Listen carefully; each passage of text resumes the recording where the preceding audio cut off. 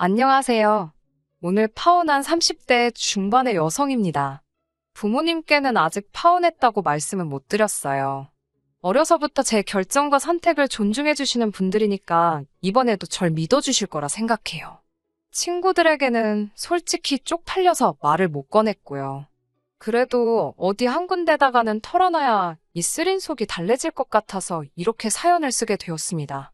남자친구와 저는 요즘 많은 사람들이 그렇듯이 지인의 소개로 만났어요. 처음부터 진지하게 결혼을 염두에 두고 만난 건 아니지만 사귀다 보니 성향도 잘 맞는 것 같았고 관심사도 비슷해서 같이 있으면 시간이 잘 가더라고요. 그렇게 2년 정도 사귀니까 자연스럽게 결혼까지 생각하게 되었습니다. 그러다 얼마 전 남자친구에게 근사한 프로포즈를 받았고 결혼 준비를 시작하게 되었네요. 저희 집안은 늦게 핀 편이에요. 제가 정말 어렸을 때는 유복한 편이었다고 하는데 정작 제가 학창 시절을 보낼 당시에는 아버지의 사업이 부도가 나면서 힘든 시기를 보냈습니다. 제가 고3이 되었을 때는 방 한 칸짜리 다세대 주택에서 세 식구가 살던 시절도 있었어요. 핑계 같지만 상황이 그렇다 보니 저도 공부에 제대로 집중하지 못했고 결국 수도권 대학에 간신히 진학했습니다. 그러다 제가 대학교 3학년이 될 무렵부터 아버지가 재기에 성공하셨고 그렇게 저희 집안 사정도 풀리기 시작했어요. 저도 늦게나마 정신 차리고 다시 죽기 살기로 자격증 공부를 시작했고 덕분에 의사나 변호사까지는 아니지만 그래도 소위 사자로 끝나는 전문직 직업을 갖게 되었습니다. 지금은 현재 모 법인회사에서 4년 차로 일하고 있고 연봉은 8천을 조금 넘습니다. 또래에 비해서 비교적 여유 있는 상황이에요. 부모님 또한 지금은 노후 준비까지 다 되어 계시고요. 여러모로 걱정거리도 없고 부족할 것 없는 상황입니다. 제 나름대로 고생을 하며 보낸 시간이 있어서 그런지 제 가치관 자체가 다른 사람에게 피해주지 말고 자기 인생은 스스로 알아서 하자거든요. 그래서 저희 부모님께도 저한테 재산 물려주실 생각하지 마시고 필요하신 만큼 다 쓰시고 훗날 사회에 환원하시라 했어요. 제 가치관을 말씀드리는 이유는 그런 이유로 제가 악착같이 돈을 모았다는 말을 하고 싶어서입니다. 주변 친구들 돈 좀 번다고 화장품, 명품백 이런 데 돈 쓸 때 저는 정말 한 푼도 허투루 쓰지 않고 열심히 모았습니다. 종잣돈 모아서 나름 투자도 해보고 그렇게 번 돈으로 2억짜리 작은 아파트 하나 가지고 있고요. 현금성 자산도 1억 정도 모으게 되었습니다. 친구 말만 따라 남자만 잘못 만나지 않으면 되는 상황이었어요. 남자친구의 경우 본인 말에 의하면 큰 굴곡 없이 원만하게 살아왔다고 했어요. 대기업에 다니시다 정년퇴직하신 아버지, 그리고 평생을 전업주부로 사신 어머니 밑에서 특별히 큰 고생 없이 자랐답니다. 외동인 저와 달리 남자친구에게는 4살 차이 나는 남동생이 하나 있었고요. 서울에서 세 손가락 안에 드는 대학을 졸업한 남자친구는 미국에서 유학을 2년 정도 했고 한국으로 돌아온 이후에는 시중은행에서 행원으로 일하고 있었습니다. 남자친구는 술, 담배도 하지 않았고 은행원이란 직업 때문에 제가 그렇게 더 생각했을 수도 있지만 성격도 꼼꼼한 편이었어요. 경제관념도 있는 눈치였고 절약정신도 투철해서 여러모로 결혼하면 좋은 남편이자 기댈 수 있는 가장이 되어줄 것 같았어요. 남자친구와 연애하는 동안 한 번도 제가 남자친구보다 월등히 나은 조건이라고 생각해본 적도 없지만 그렇게 딸린다고도 생각하지 않았습니다. 서로가 서로에게 잘 어울리는 사람들이라고 생각했어요. 제가 더 나은 부분이 있다면 남자친구에게도 분명 저보다 나은 점이 있었으니까요. 모든 사람들이 그렇잖아요. 하지만 남자친구 부모님의 생각은 다르셨던 것 같습니다. 결혼 이야기가 나오고 얼마 지나지 않아 남자친구 아버님의 생신이었어요. 남자친구가 어차피 곧 인사드리고 상견례도 할 건데 와서 얼굴이라도 비추고 가면 좋지 않겠냐고 하더라고요.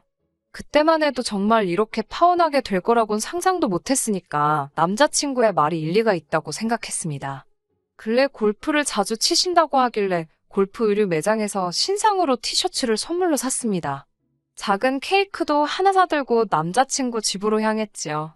남자친구 아버지께선 제가 사온 선물을 열어보시더니 아니 티셔츠만 사오면 밑에는 지금 벗고 다니라는 말이냐며 그걸 그렇게 저에게 무안을 주셨습니다. 의도야 그렇지 않으셨을 수도 있지만 처음 인사를 드리러 간 자리인데 그렇게 짓궂게 말씀하시니 어떻게 받아쳐야 할지 모르겠더라고요. 옆에서 보고 있던 남자친구가 기왕 쓰는 김에 좀 더 쓰지 그랬냐며 한마디 얻는데 어찌나 얄밉던지 한 대 쥐어받고 싶었네요. 거실에서 남자친구와 같이 앉아 있는데 남자친구 어머니께서 누가 와서 좀 일 좀 거들라고 하시더군요. 그러니까 남자친구가 너무 당연하다는 듯이 저에게 얼른 가보라는 겁니다. 당황스러웠지만 제가 나는 손님이지 않냐고 100번 양보해도 내가 아직 이 집 며느리도 아닌데 내가 거길 왜 가냐고 남자친구더러 가라고 했어요. 그런데 저를 보고 있던 남자친구의 동생이 원래 이런 건 여자가 하는 거 아니냐고 자기 집에선 남자들은 아무도 부엌에 안 들어간답니다. 요즘 시대가 어떤 시대인데 그런 걸 따지냐고 한마디 하는데 남자친구 어머니가 당신이 뭐 얼마나 힘든 일 시킬까봐 그렇게 절절매냐면서 됐다고 네 도움 하나도 필요 없으니 오지 말라 하시더군요. 시작부터 괜히 책 잡힌 것 같아서 기분이 너무 안 좋았습니다. 니들 도움이 아니라 네 도움 필요 없다라고 하신 말씀도 그게 아들인 남자친구나 남자친구 남동생을 지칭하신 건지 저를 지칭하신 건지 아니면 전부 싸잡아서 하신 말씀이신지 분간이 가질 않았고요. 제가 잘못한 건가 하는 생각이 들기도 하는 반면 동시에 왜 스스로 눈치를 보고 있는 건지 납득이 안 되더군요. 남자친구의 동생은 혼자서 점수를 딸 기회였는데 너무 눈치가 없는 게 아니냐 이러면서 조금 눈치 없다는 소리 많이 듣고 살지 않냐는 듯이 저에게 비아냥대기 시작했고요. 그렇게 입으로 들어가는지 코로 들어가는지 알 수 없는 식사를 마치고는 거실에 모여 이런저런 이야기를 나누게 되었습니다. 남자친구 아버지께서는 저를 유심히 보시더니 쌍꺼풀만 하면 더 예쁘겠다고 하시더군요. 뜻밖의 외모 지적에 당황해하고 있는데 아버님께선 개의치 않으시고 당신이 하고 싶은 말을 계속 이어나가셨습니다. 당신 아들이 미국 물을 먹어서 양옆으로 째진 제 눈을 좋아하나 보다고요. 그때가 돼서야 같이 낄낄대던 남자친구도 제 눈치를 한번 보더니 아버지 농담이 지나치시다고 한마디 하긴 했지만 이미 제 마음은 상할 대로 상한 상황이었어요. 제가 절대로 자존감이 낮은 사람이 아닌데 그냥 어른도 아니고 남자친구의 아버지 되시는 분이 외모를 가지고 막말을 하시니 어떻게 대꾸를 하는 게 현명한 건지 도통 모르겠더라고요. 그렇게 찝찝한 만남을 뒤로하고 저희는 상견례 날짜를 잡게 되었습니다. 남자친구 아버지께서 당신은 회를 좋아하신다고 하여 일식집으로 예약을 했습니다. 당사자들만 나오기로 했었는데 남자친구의 동생이 자기도 회를 좋아한다며 따라 나왔더라고요. 상견례가 단순한 외식 자리가 아닌데 그런 이유로 따라 나왔다는 것부터가 철없어 보였습니다. 하지만 어쩌면 한 가족이 될지도 모르는 사이인데 하나하나 경우에 맞게 행동하라고 지적하기도 뭐해서 그러려니 하고 애써 넘겼어요. 양가 식구들이 다 모이고 코스가 하나씩 나오기 시작했습니다. 저희 부모님이 조심스레 먼저 저희 결혼에 관해서 구체적으로 이야기를 나누면 좋겠다고 운을 띄우시더라고요. 그러자 남자친구 어머니께서 다 큰 어른들이 만나서 결혼하는데 알아서 어련히 잘하겠냐고 우리는 걱정하지 말자고 하더라고요. 하지만 좀 더 상세히 의논을 하고 싶으셨던 저희 부모님께서 그래도 식장이라든가 신혼집이라든가 그런 문제는 어른들이 나서서 구체적으로 이야기를 나누자고 다시 한번 말을 이어나가셨어요. 그제서야 남자친구 아버지께서 이제 당신도 은퇴를 하셨고 지금은 어머님이랑 연금으로 생활을 하고 계시다면서 젊은 날 애들 교육에 재산을 다 투자한 탓에 지금은 도와줄 형편이 안 된다고 하셨습니다. 오히려 다 큰 성인이 결혼을 해서 가정을 이루면 부모를 모시는 게 인지상정 아니냐고도 하시더군요. 저희 어머니께서 모신다는 게 혹시 합가를 말씀하시는 거냐고 물으니 합가해봤자 지들도 불편하고 우리도 불편한데 뭐하러 그런 거라냐고 대신 생활비로 100만 원씩 보내면 충분하다고 하시는데 저는 솔직히 그 말을 듣고 너무 충격받았습니다. 어떻게 그런 말씀을 아무렇지 않게 상견례 자리에서 하실 수 있는 건지 이해가 되지 않았어요. 물론 남자친구와 저 둘이 합해서 한 달 수입이 1000 가까이 되는 건 맞지만 그래도 양가에 100만 원씩 드린다는 게 쉬운 일은 아니잖아요. 무엇보다 남자친구는 저에게 한 번도 그런 이야기를 꺼낸 적이 없었는데 남자친구 아버지께서 갑자기 그런 이야기를 하시니 마음의 준비가 전혀 되어 있지 않았던 저에겐 날벼락이 따로 없었네요. 저희 아버지께서 자식 교육이 무슨 부동산 투자도 아니고 어떻게 키울 때 돈을 썼다고 이제 시작하는 젊은 애들한테 돈을 내놓으라고 하냐고 뼈있는 한마디를 하셨어요. 그러자 남자친구의 아버지의 반응은 더 가관이었습니다. 제 이름을 부르며 우리 며느리감이야 원서만 쓰면 톡톡 붙는 지방대를 나왔다는데 그건 집에서 투자를 안 해줬으니 그런 거 아니겠냐고. 그러면 저희 부모님은 당신네와는 상황이 다른 거래요. 막말로 저를 키우는 동안 저희 부모님은 투자를 한 게 아니니까 생활비고 뭐고 받을 돈도 없고 받을 생각도 하면 안 된답니다. 하지만 남자친구는 서울에서도 유명한 대학에 나왔고 이건 바로 부모인 자기들이 그만큼 뒷바라지를 아낌없이 해줬고 교육적 투자도 충분히 했다는 뜻이니 당연히 보답을 요구할 수 있다고요. 30년 가까이 투자를 했는데 이제 와서 이자 좀 받아도 되는 거 아니냐고. 그러면서 저희 부모님은 투자금이 적어서 되돌아오는 게 적으니 어떡하냐는 듯이 말씀을 하시더군요. 그 말을 듣는데 뒤통수를 망치로 한 대 얻어맞은 듯한 기분이었습니다. 오죽하면 처음으로 남자친구와 제 조건을 객관적으로 따져보게 되더라고요. 아무리 생각해도 제가 절대 부족하고 딸리는 상황이 아니었거든요. 계속 이 상견례를 계속해봤자 상황이 악화되면 악화되지 좋을 게 없겠다 싶었고 저는 결국 머리가 아프다는 핑계로 양가 어른들 모두 빨리 자리에서 일어나게끔 만들었습니다.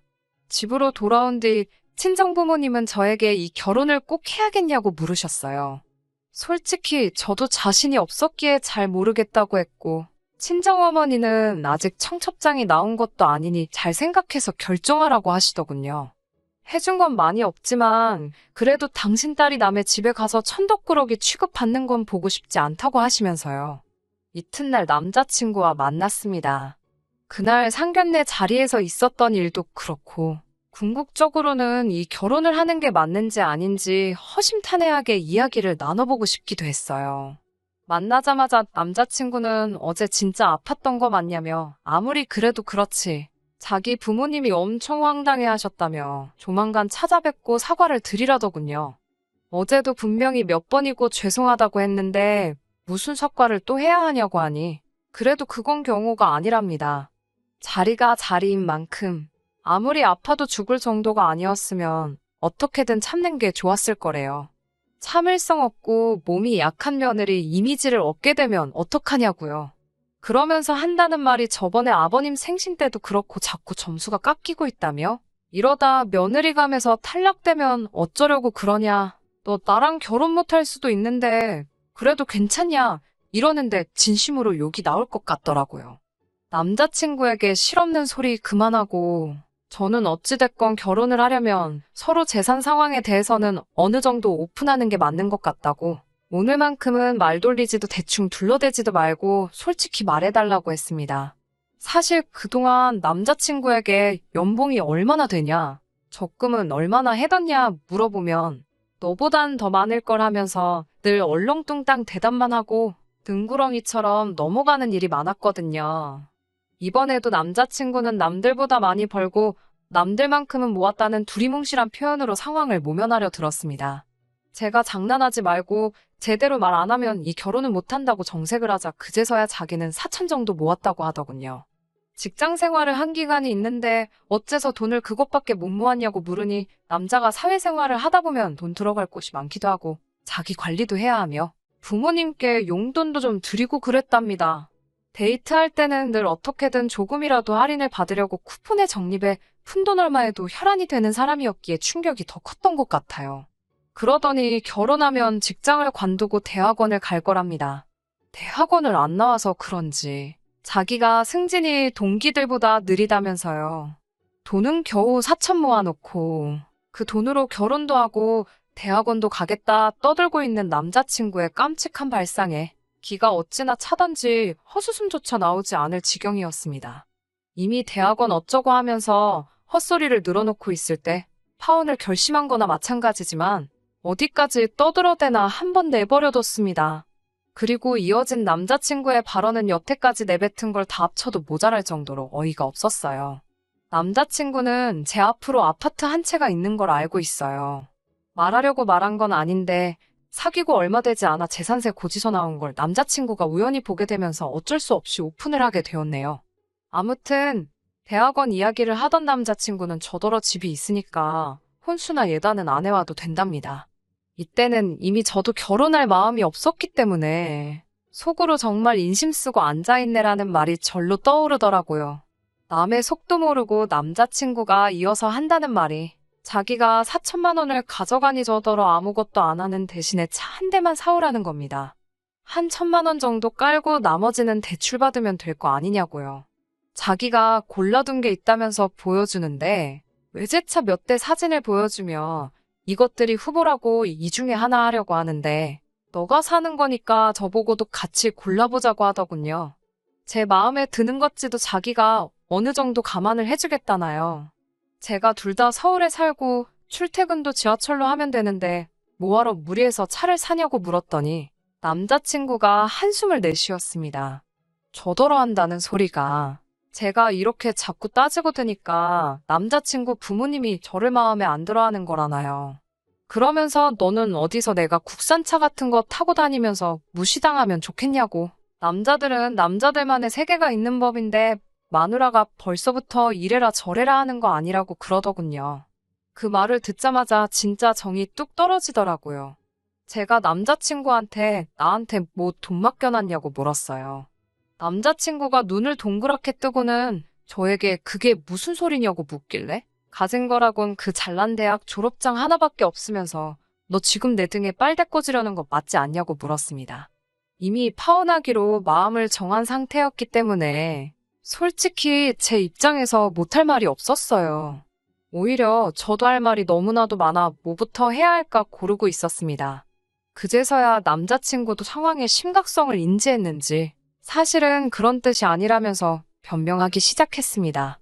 그게 그런 뜻든지 말든지 이미 파혼하겠다는 제 결정은 확고했어요. 나에 대한 존중이라곤 눈꼽만큼도 없는 남자친구 집에 시집을 갔다간 제 자신이 얼마나 개고생을 하게 될지 안 봐도 비디오 같다고요.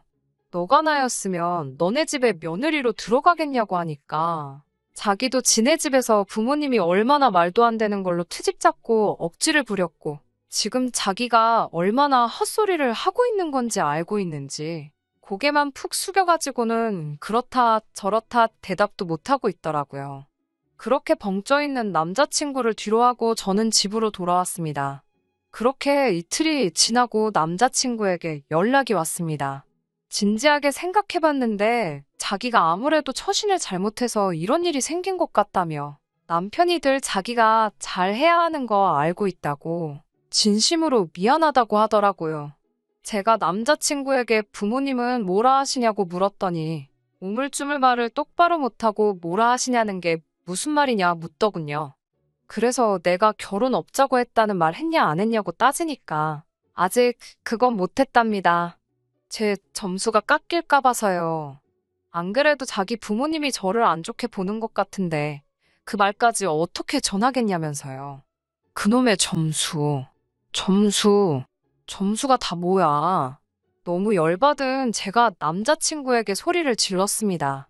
내가 무슨 시험이라도 치르고 너랑 결혼을 하는 거냐? 아니면 내가 무슨 도축시장에 팔려나가는 소돼지도 아니고 왜 나한테 자꾸 점수며 등급을 매기려고 하는 거냐고요. 그리고 우리 부모님은 네가 뭐 얼마나 마음에 들어서 가만히 계신 줄 아냐고 악을 썼습니다. 가진 것도 없는 아들이 능력 있는 여자를 데려와서 결혼하겠다 하면 고맙고 기특해서 더 잘해주시지는 못할 망정. 아들 팔아 장사하시는 니네 부모님이야 말로 빵점 중에 빵점이니까 다시는 나한테 연락하지 말라고 매몰차게 쏴붙이고 전화를 끊어버렸습니다. 전화를 끊고 나서야 제가 얼마나 스트레스를 많이 받고 있었는지 비로소 제대로 실감이 나더라고요. 그래도 그동안 가슴에 쌓여있던 말을 다 쏟아내고 나니까 얼마나 후련하던지요. 이튿날 다시 남자친구한테 전화가 왔고 저도 어느 정도 이성을 찾은 상태였기 때문에 이번엔 화내지 않고 조근조근 말했습니다. 이미 주워 담을 수 없는 말이 오간 만큼 우리 사이는 예전으로 돌아갈 수 없다고요. 남자친구에 대한 기대도 미련도 이지 없으니 저에게 더 이상 연락하지 말라고 했어요. 그러자 남자친구는 자기 부모님이 저랑 통화하고 싶어 한다며 저랑 말 한마디 상의 없이 아버님을 바꿔주더군요. 아버님은 잘난 당신 아들이 뭐가 어때서 감히 제가 파혼하자고 드는 건지 이해가 안 된다고 하시더군요.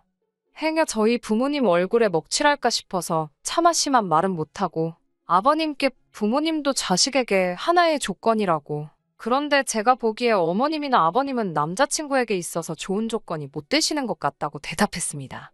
저더러 너 지금 그게 무슨 뜻이냐며 욕을 하시길래 이 통화 자동으로 다 녹음되고 있으니 말 함부로 하지 마시라고. 그렇게 아드님의 가치가 어마어마한 것 같으면 어디 결혼정보회사에다 등록해서 좋은 값에 잘 팔아보시길 바란다고 한마디 해드리고 먼저 끊어버렸습니다.